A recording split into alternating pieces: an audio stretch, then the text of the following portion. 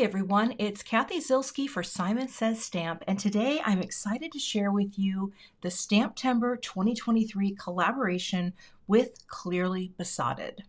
This stamp set is called Merry Mix and Match Gnomes, and this is an adorable 4x6 set that has gnomes, gnome greetings, but one of the coolest things about this set is the ability to stamp and build a tree, a 3-tiered tree. Now, there are coordinating dies available to purchase while supplies last.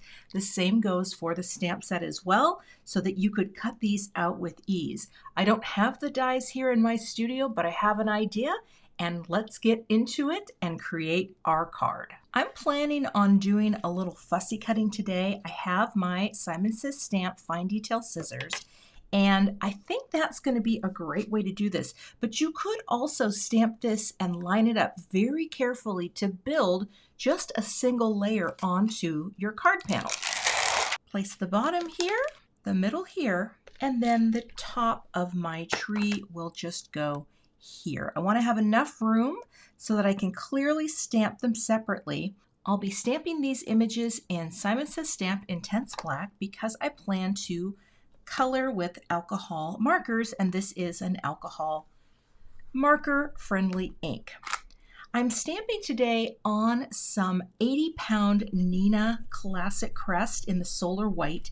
The reason I wanted to go with 80-pound was it's a little easier to fussy cut. So that's a little tip for you. If you don't have the dies for a particular image, a lighter weight cardstock makes it easier. I'm running my finger over the stamps to prime them just because they're brand new and I have not stamped with them before. This really does help get your stamps primed and ready to take ink, as they will have a coating on them from the manufacturing process. So let's go ahead and stamp. I'm using my MISTI tool. I have my Waffle Flower grip mat inside to hold in place my paper, and we'll just ink up our stamps really well. And go ahead and bring this down. Oh, I guess I missed part. This is why the MISTI is so beautiful. I'll just take a little tool that I use to run over. Here's the beauty. I didn't ink this up very well at all. So you just come back in, get the part that you didn't ink up. I'm going to stamp that again. There we go.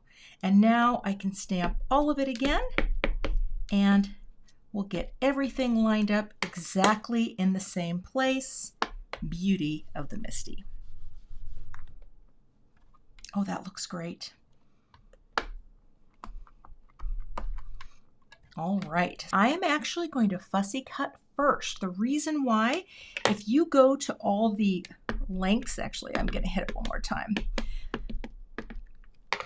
If you go to all the lengths to color and then you mess up on the fussy cut part, you know, it's really frustrating, right? So because I don't have the dies, I'm going to cut these out first. The dies for these two lower parts of the tree actually cut straight across where the trees will join because this part dips in. So what I am going to do is go ahead and just do that with my trimmer. Because I did these pretty straight, I think I'm just going to line it up here like this and cut. Then it will make it easy for fussy cutting. And if I need, if I have to do it again, cut a little more off, at least I know I've got one edge perfectly straight. That's our middle. And then this just gets to be itself. So let me get my scissors and cut all of these out. Now that I know I've cut these out successfully, I can take a Post-it note, and I am a little partial to the Paws sticky notes from Simon Says Stamp. And I'll just take one out, right? And I can basically stick my little friend right onto the Post-it. And this gives me the ability to turn it and color it, because I like to turn my pieces while I'm coloring, but that's a nice way to hold it in place. And so I am going to speed this up and talk you through my very simple coloring scheme.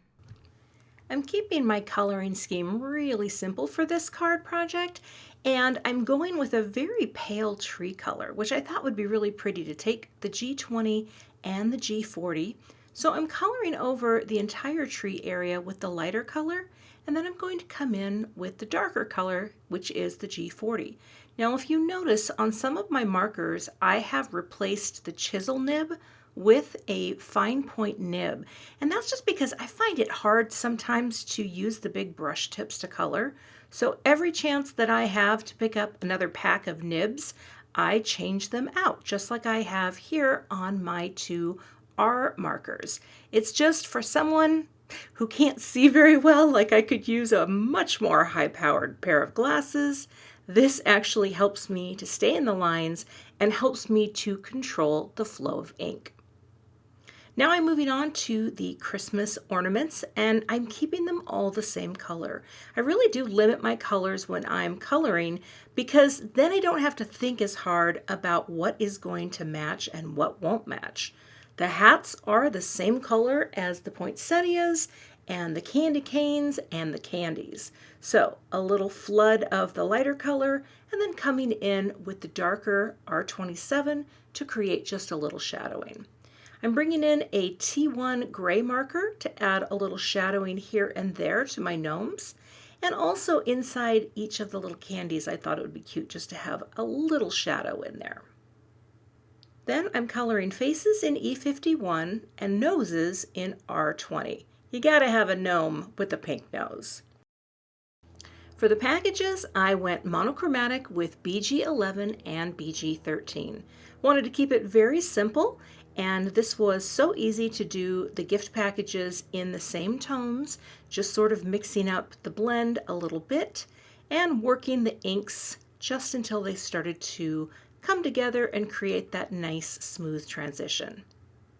If you are new to coloring, just keep it simple. Go for monochromatic and play with a couple colors in one family and see what you think of the markers. I find that I still go to this very simple way of coloring even after making cards for 5 years. So keep it simple for great results. So that is my coloring. Now I keep it very simple, right? I didn't mix a whole lot of colors in here, but we just have a repeated color scene. And now what you can see is how this tree will come together for my card panel. How cute is that? Now I have an idea. I pulled this swirling snowflakes embossing folder and a piece of cardstock that I have trimmed down to be 3 3/4 by 5. I am going to run this through and transfer this beautiful texture, and then I'm going to come up with the greeting arrangement and build the card. I've got my Spellbinders Platinum 6 and I'm using plate A and B.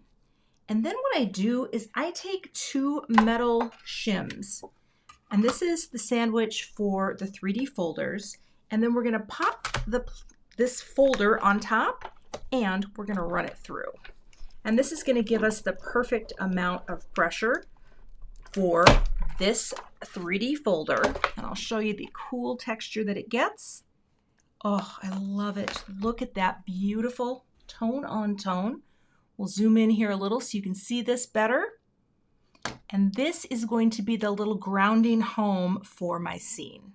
I went ahead and stamped from our gnome to yours, and I trimmed this down using the Simon Says Stamp sentiment labels and the little notch end. And what I thought I would do is I've got an Audrey Blue note card because I thought it would be fun to kind of pick up a little bit of the blue from the tree. So I've got Simon Says Stamp Big Mama foam tape here on the back, and I'll just use my little pierce and place tool to release the backers.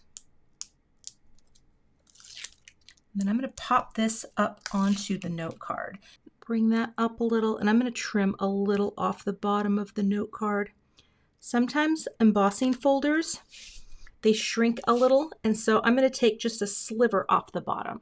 I have Simon Says Stamp foam squares. These are the thicker ones, and I just want to get the position here. They're all going to support my little gnome tree. Look at how cute that is. And I just want to make sure I start in the right place and then I can build up.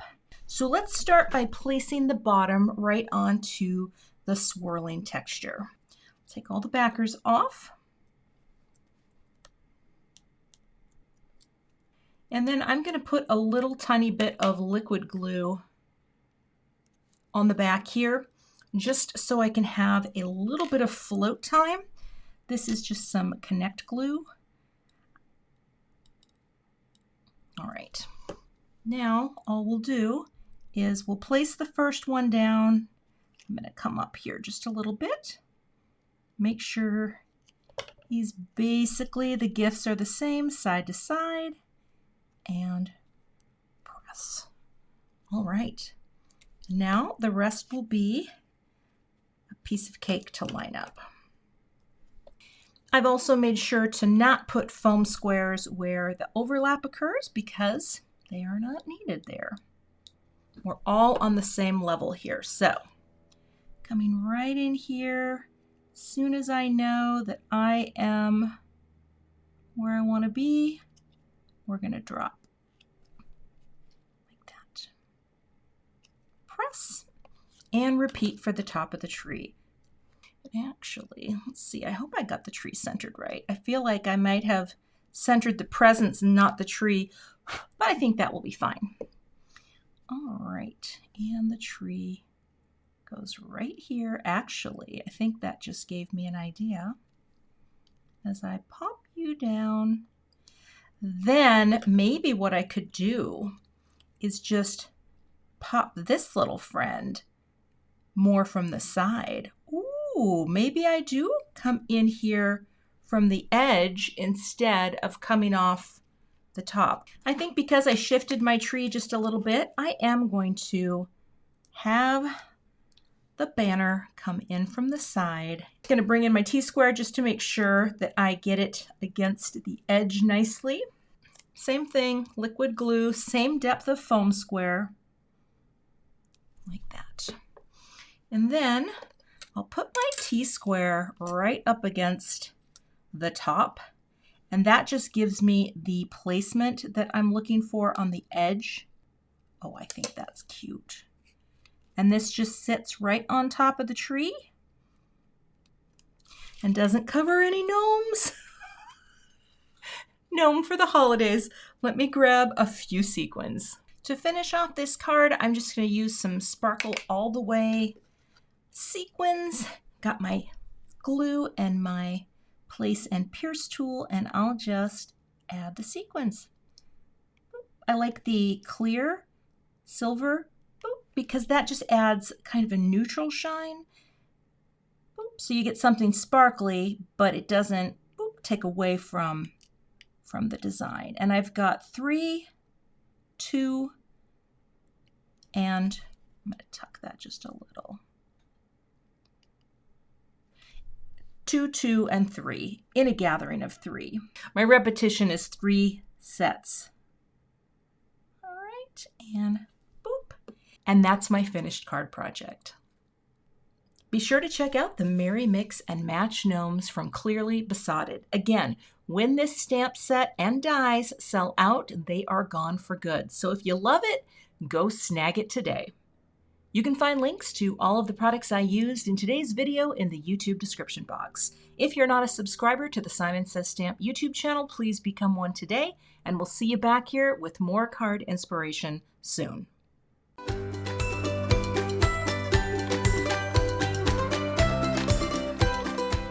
Hi there, I'm Heidi, Simon's mama and founder at SimonSaysStamp.com.